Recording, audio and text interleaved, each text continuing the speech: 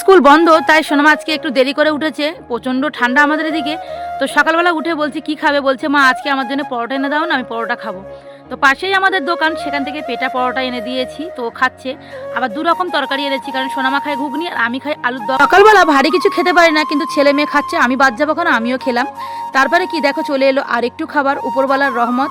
তো ও আমাকে দিয়ে গেল একটা ভাবি ক্ষীরপুরি, তো কালকে ছিল ক্ষীরপুরি নিয়ে আস, সেই জন্যে আমাকে বলছে মা আচারওয়ালা এসছে, তো আমাকে পয়সা দাও। তো গাইস দেখো আমি ওকে 2 টাকা দিয়েছি, 2 টাকাও নেবে না, ঠিক আছে, বলছে 2 টাকার কিছু হয় না।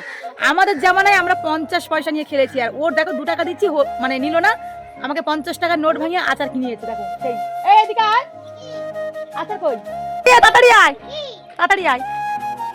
সো গাইস দেখো আমাকে 50 টাকা ভাঙিয়ে 10 টাকার আচার নিয়েছে।